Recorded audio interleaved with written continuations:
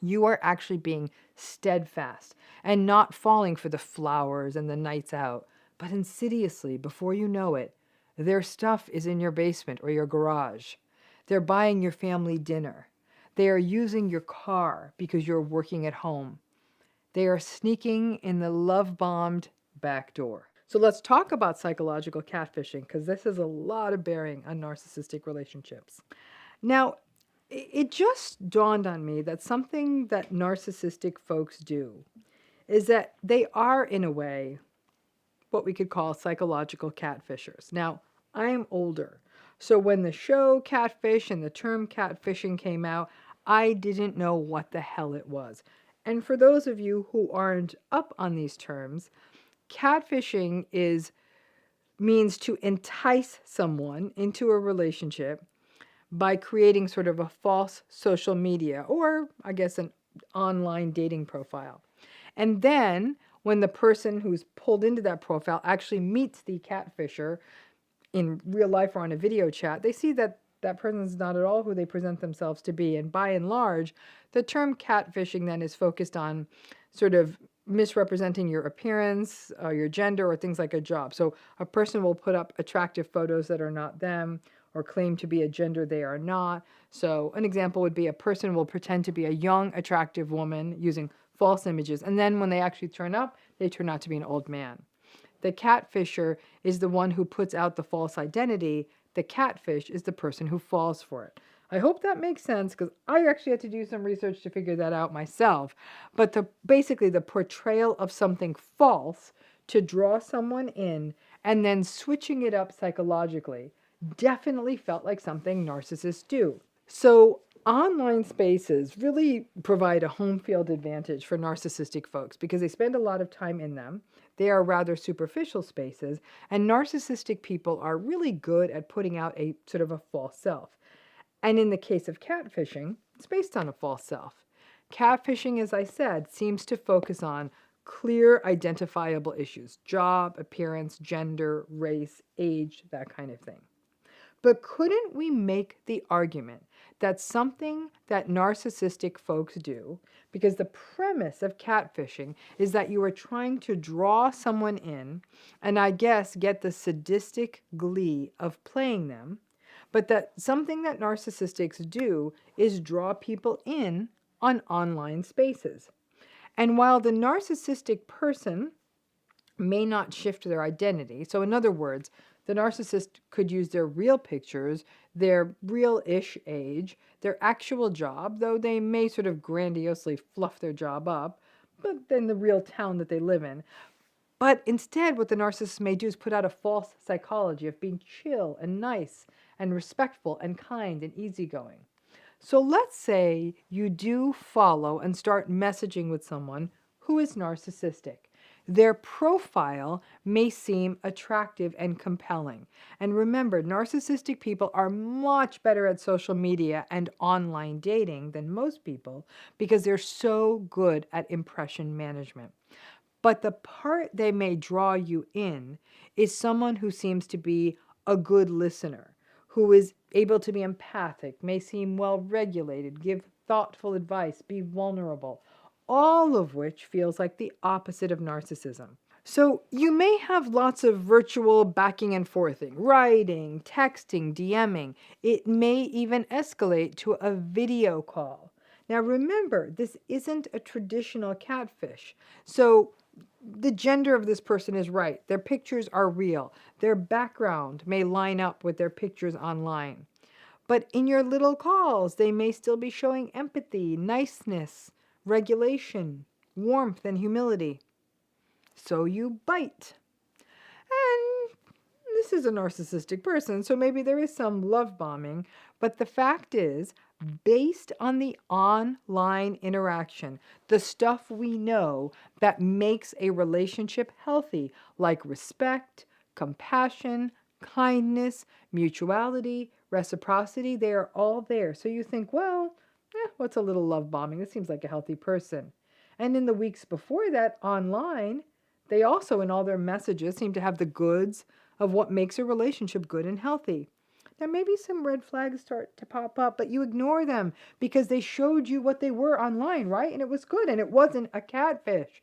The pictures were real. They live where they say they live. They work where they say they work. They look like their pictures.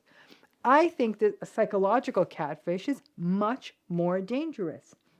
If someone says that they are a 22-year-old woman and what shows up is a 65-year-old guy, that's an instant reveal, and you feel angry and foolish, and that is that. If someone says they are respectful and really interested in you and your life, and they give you good advice or support, and then within a month or so in real life, they're revealing themselves to be a gaslighting, manipulative, dysregulated person, you may wonder, what is this? In the case of psychological catfishing, the reveal is slow, so the dissonance and justification kick in. You think, I want the online person. Well, so did the person who thought they were texting with a 25-year-old hottie. They just got the reveal faster. Now, I remember watching 90 Day Fiancé before the 90 days, and do not judge me, my days are very long. And one of the stories was a sweet woman who was widowed and had really nice grown kids. And she fell for the weird, sexy pictures of some muscle guy, and she did lots of messaging with him, and she fell for the romance, and she felt loved and attractive, and it seems like she found her sexual drive again. And then she started to try to set up a real-life meetup. And after months of this, had never video called him, only audio called. So when the time came to set up a real visit, things obviously fell apart, and she found out that obviously he didn't exist and was calling from somewhere else than he claimed to live. And then her children did a reverse image search. I am not sure why they did not think of that initially. And they found out that basically the pictures were stock images of basic sexy guy. As I watched the show, I felt such an empathy for her. It was clear that this woman just wanted a love story and maybe even a fairy tale. But she went for someone kind of sleazy, but obviously he was attractive to her. And so she overlooked all of the red flags of the virtual relationship, the no video calls and all of that, because she wanted this relationship to work.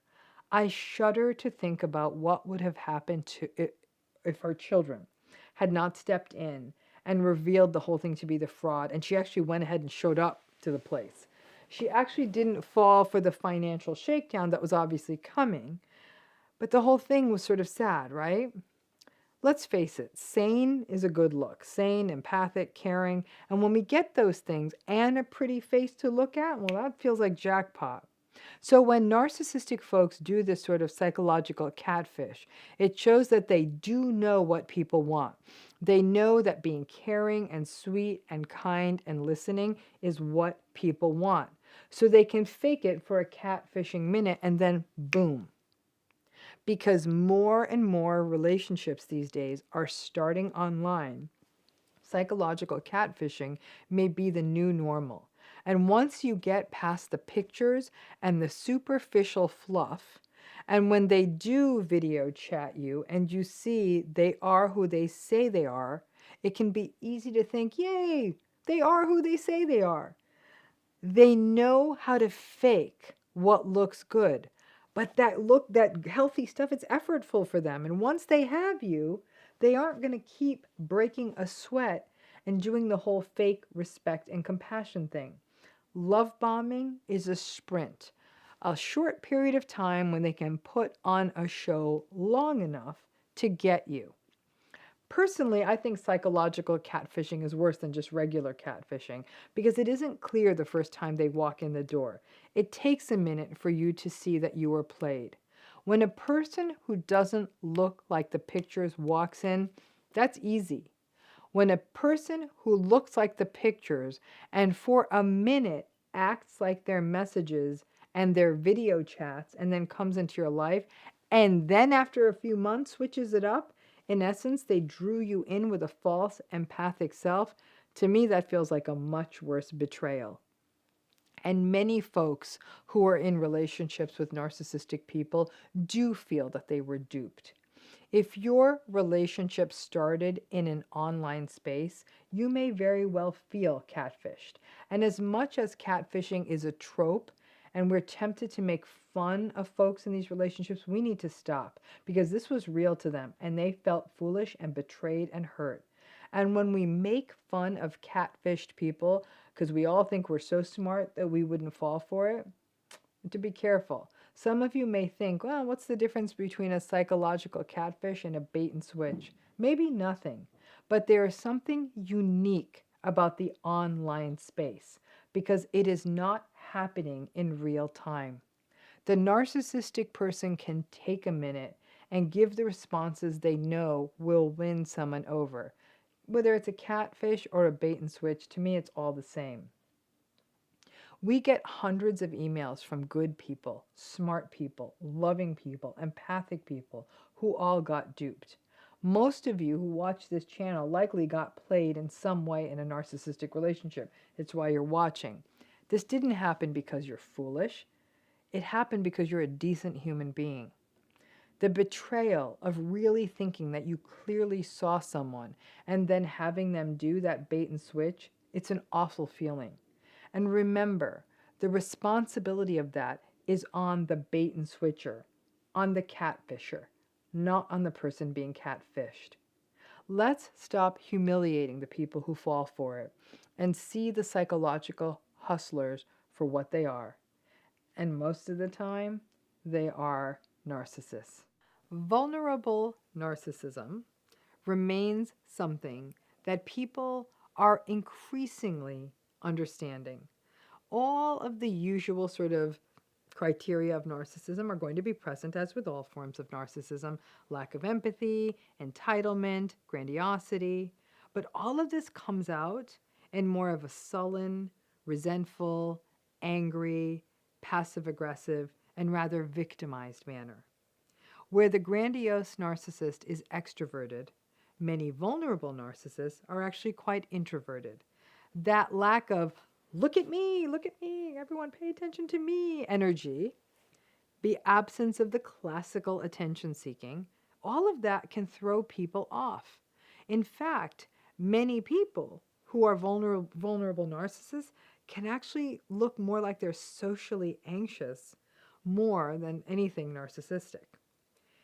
If you are somebody who is at all prone to wanting to rescue people or wanting to fix them or help them or put them at ease, then you may very much be at risk to meeting, or very much be vulnerable to meeting, a vulnerable narcissist.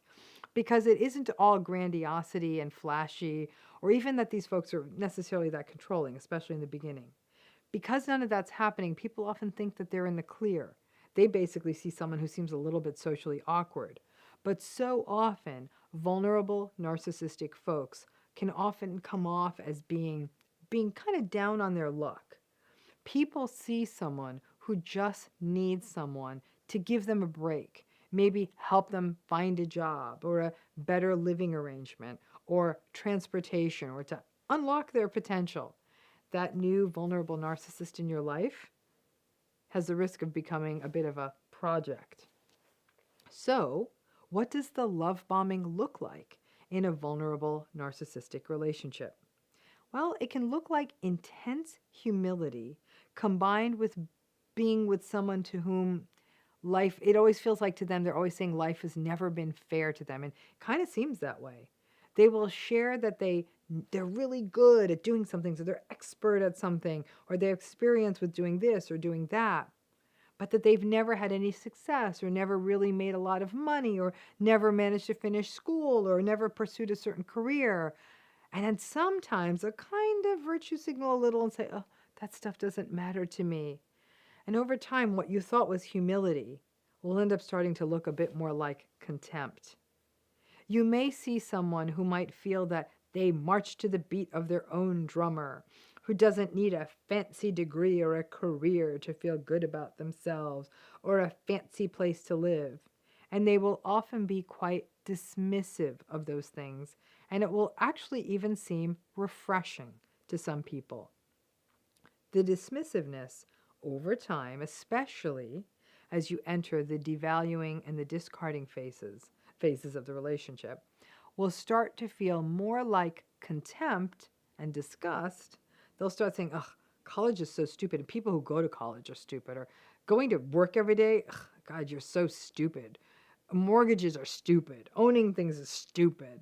You start to recognize over time that they often just appears that they think everything's stupid because they really just couldn't get it together. And all of what you read as humility was actually just this disdain for a world that they are too entitled, that they feel that they need to participate in, or that they can't get it together to actually be able to participate in it.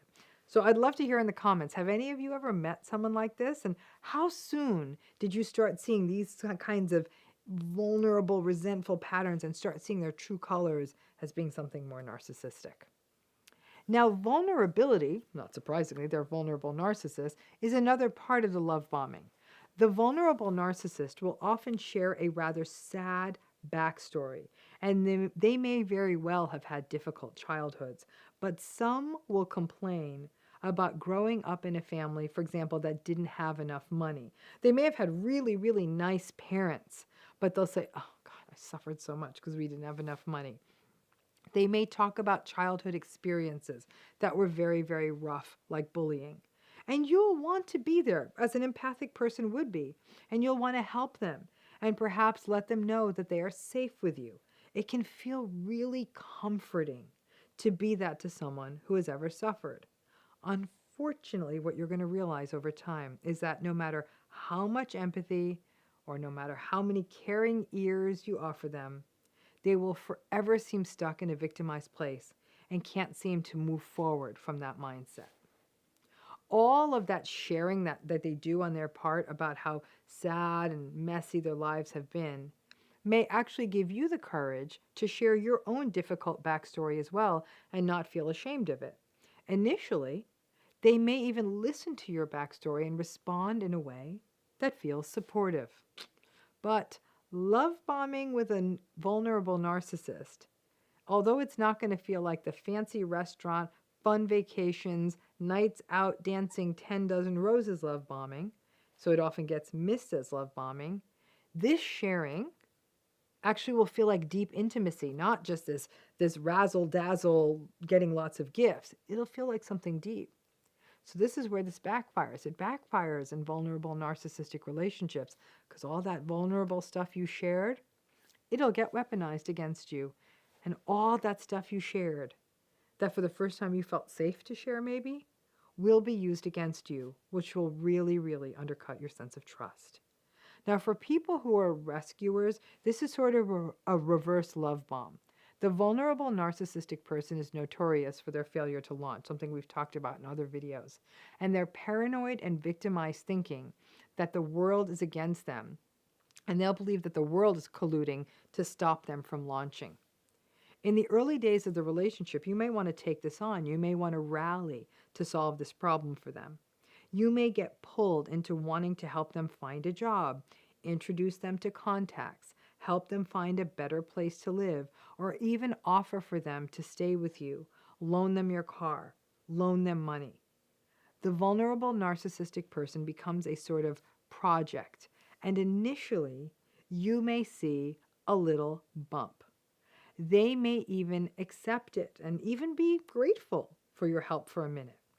But then you'll find that they don't follow up on the contacts you made for them. They may expect you to find them their more permanent place to live. Or they'll push back and say, oh, that person you introduced me to, they didn't even respect me. Or, gosh, that job you tried to link me to, that is so below me. Or, what do you think, that now that you loaned me your car, now everything's supposed to be perfect in this relationship? And then you slowly look up and recognize that you're the one doing all of the actual labor and the emotional labor of the relationship. There is no grand ta-da in these relationships. It's not like that. And vulnerable narcissistic love bombing also plays on difficult feelings like guilt and pity. You may literally feel sorry for them and feel that it wouldn't be right to walk away from someone when they are down. So you keep trying and trying. You may write their behavior off to depression, social anxiety, and you may encourage them to seek out therapy. and they will not be happy about that suggestion.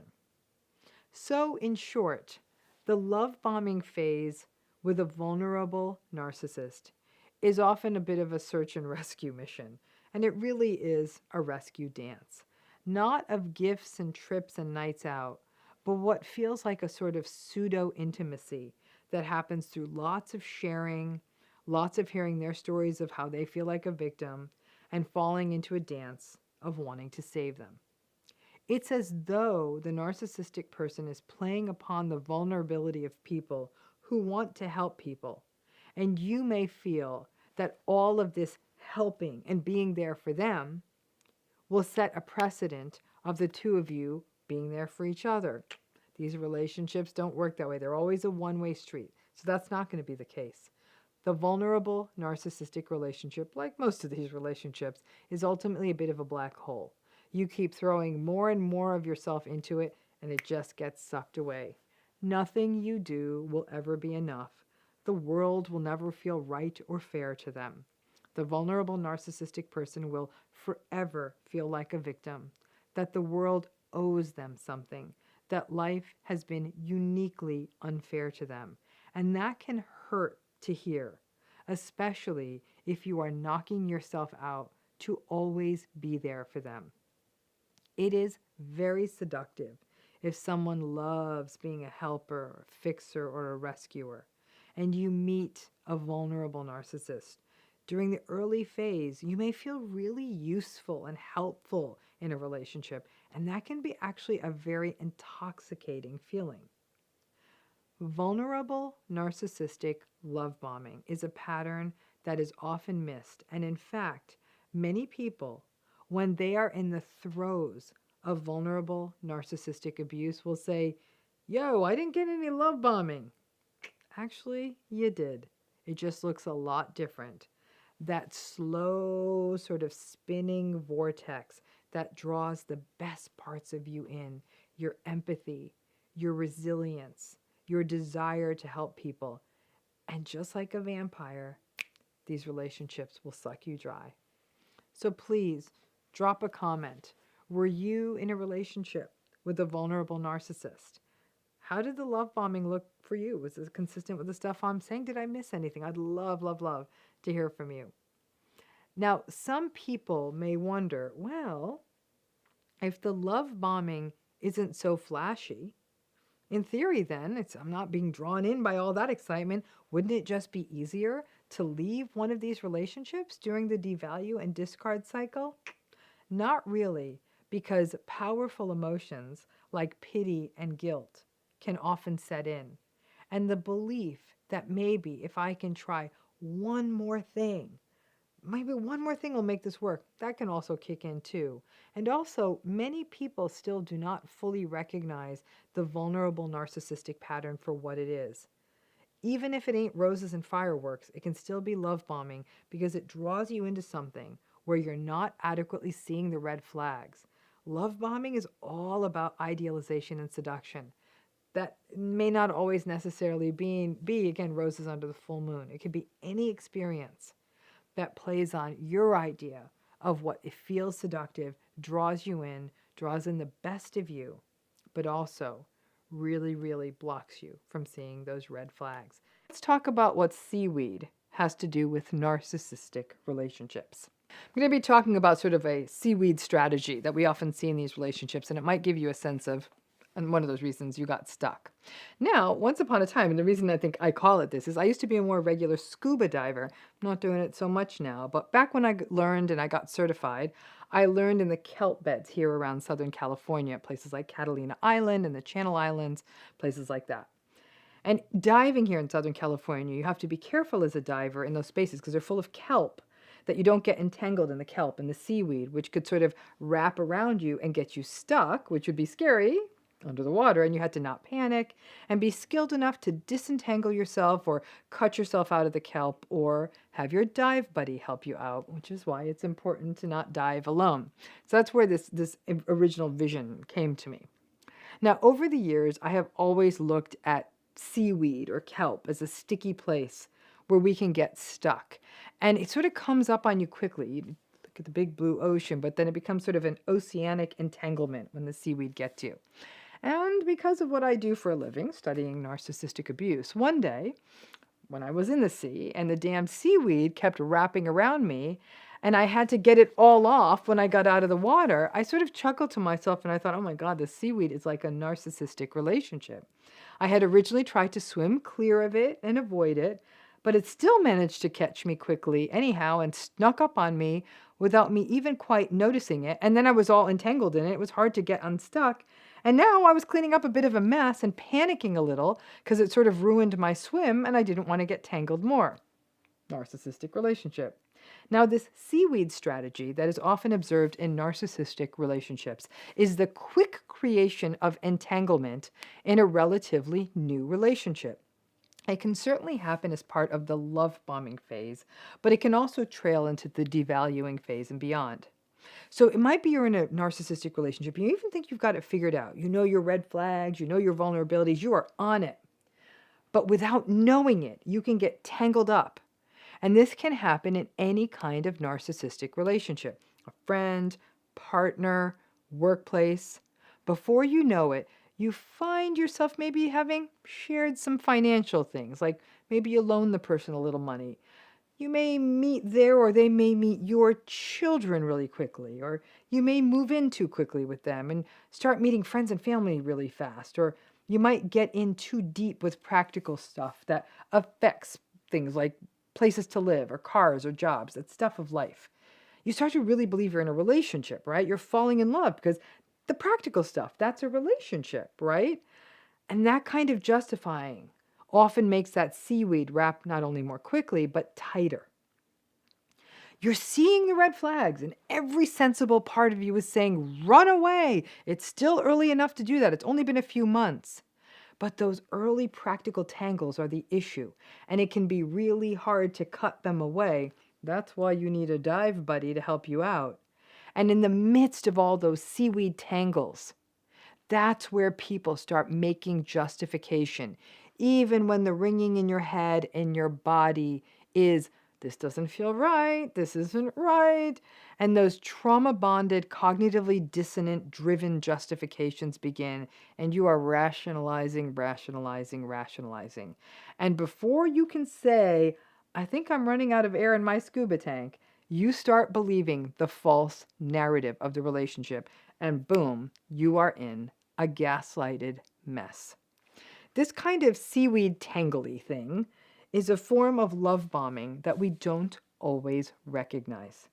The ordinary conception of love bombing is intense courtship, excitement, but the rapid entanglements are another form of love bombing and actually result in much stronger rationalization.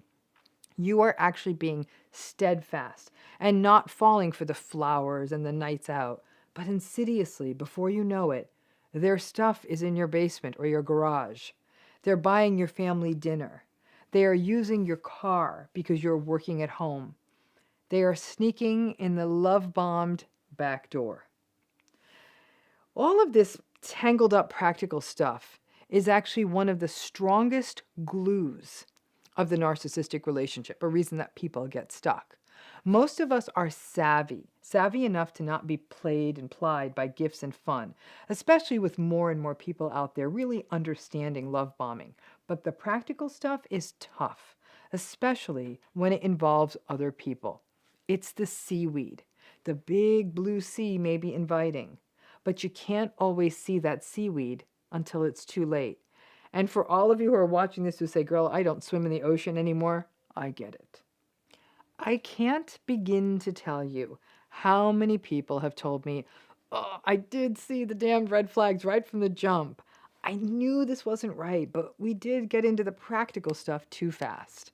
Someone's lease came up, so we thought it was silly to wait another year of paying 2 rents, or they really thought I had a great business idea and they really wanted to invest in my business, and it felt so good after trying to raise funds for so long to have someone believe in me. I just wanted to make it work.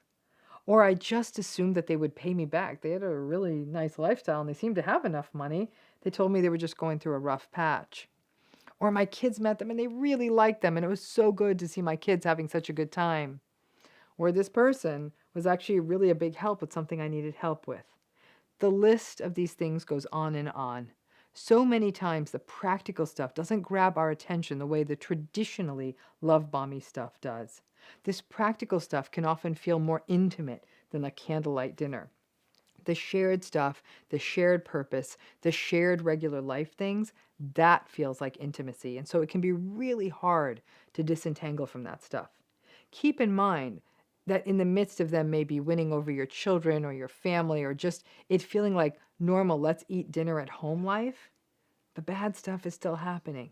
The manipulation, the passive-aggressive stuff, the gaslighting, the dismissiveness. It's subtle, this tangled up stuff, that's the seaweed. The abusive stuff, that's the danger.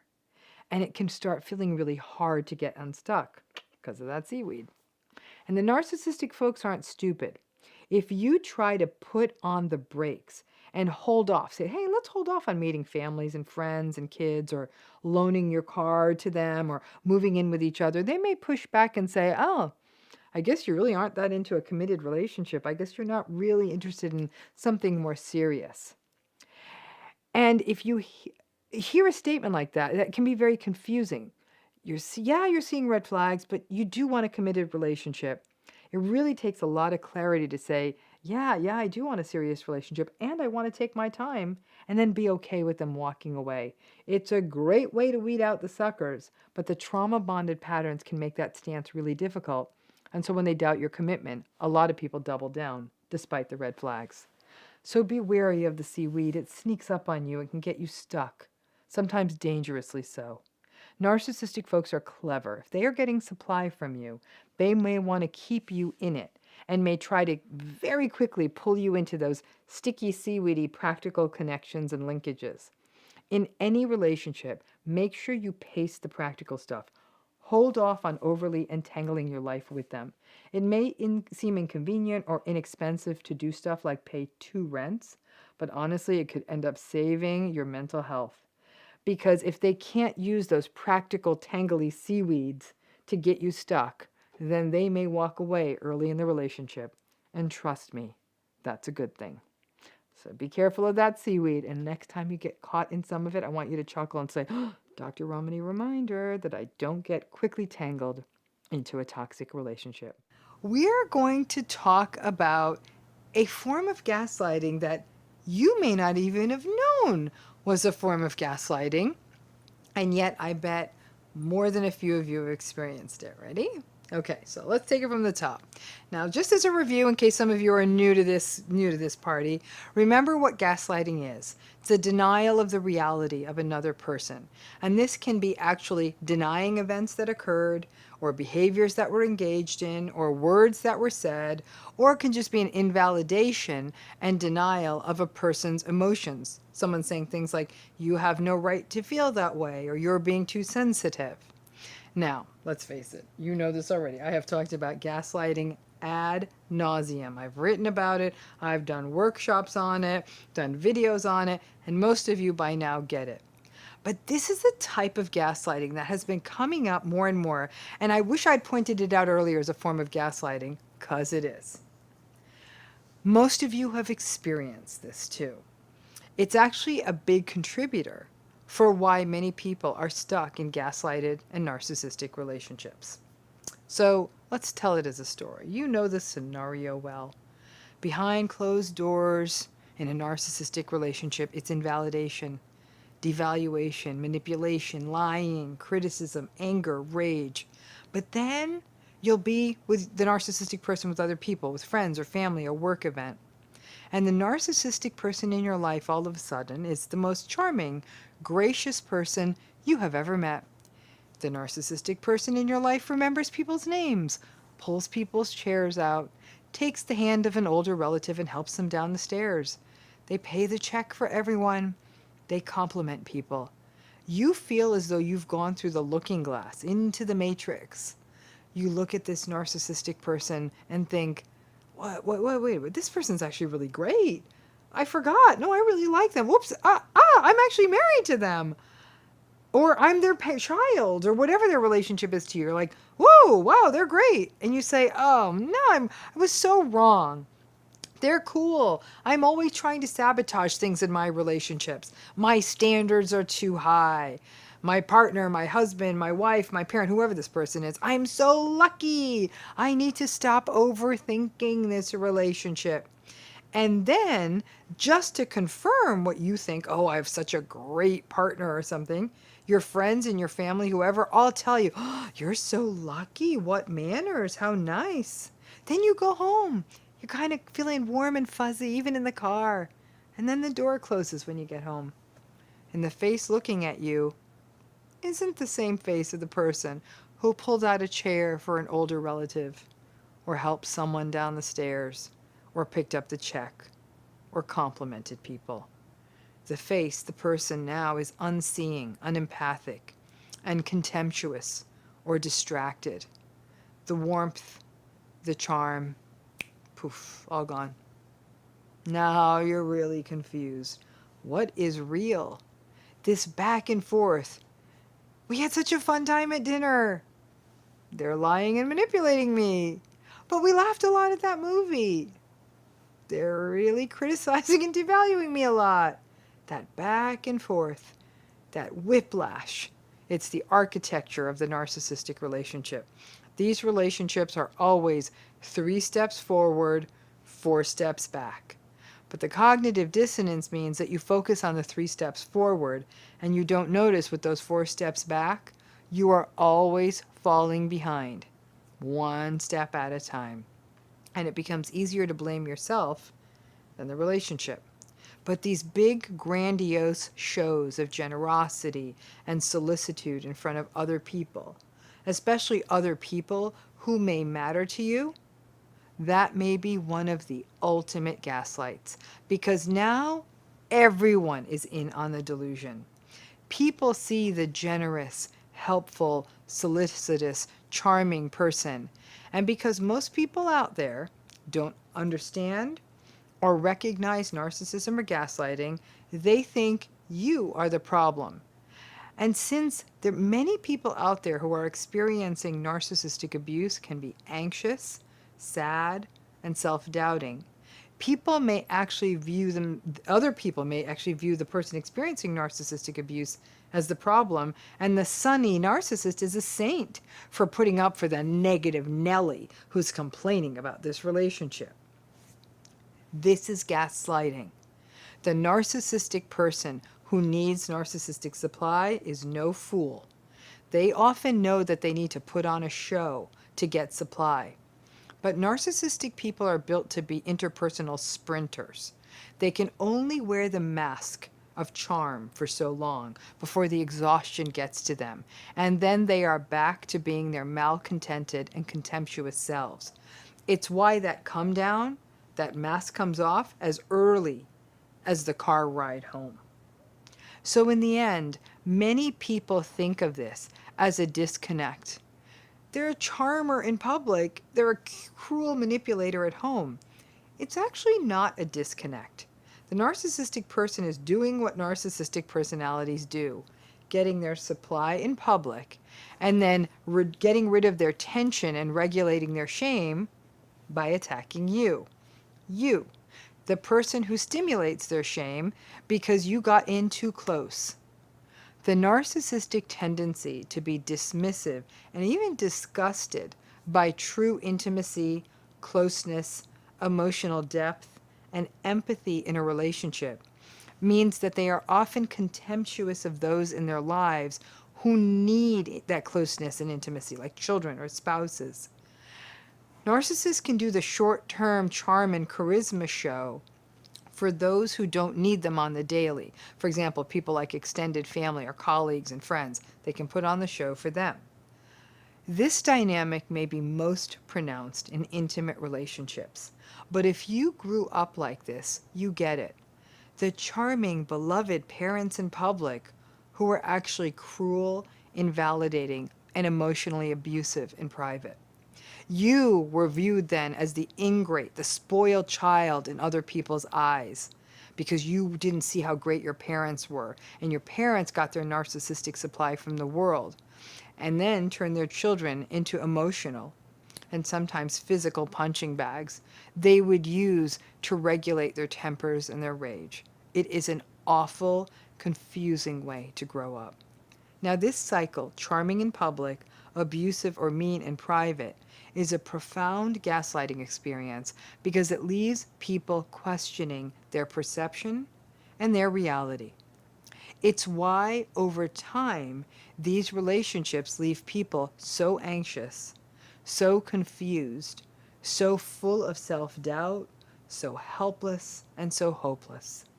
And to people out there who are not in these relationships, but maybe have had that experience of your friend or someone close to you suffering in a relationship, but your experience has been of the grandiose public version of that person, recognize that this dichotomy is a thing. And don't be one more gaslighter to the people in the world going through this. Don't be the person who says, well, I don't see it because they're always so nice to me. Recognize that this is really a pattern, these two masks, these two faces, and it really does harm to the people stuck in it. So this idea that somebody can be someone so different in public, so different with their friends, so different with other people, and then show you an entirely different face is a very fundamental tenet of these relationships. It is also a form of gaslighting because your reality is tested. You're like, okay, this person is not nice. This is not a healthy relationship. Boom. You're out in the world with other people and they're the most charming person ever. Because not only does it confuse you to see them being like that, it also can really cut out the amount of support you can get because other people actually really fall for it. It's amazing how many people can be bought off by someone picking up the check after a meal. But people see the generosity, they see the warmth, they see the friendliness, and they assume it's you who has the problem. Because as you know, narcissistic abuse shrinks us, makes us small, it makes us anxious, it makes us almost afraid of the world in some ways. People see us as shrinking violets and they think, ugh, this narcissist is so charming. No wonder they don't like this relationship. Who wants to be with that anxious person? I'm putting this information out there because people need to understand these masks that narcissistic people wear so they can understand that if your friend comes to you and says, what you're seeing out here is not what's happening at home, that this isn't your friend being out in left field. Listen to them. Because this dual life, this very confused Jekyll and Hyde, frankly, that's the life many people going through narcissistic abuse go through, and it is nothing but gaslighting, which is why you so often feel confused and upside down. I hope that clarifies that dynamic. Thank you again.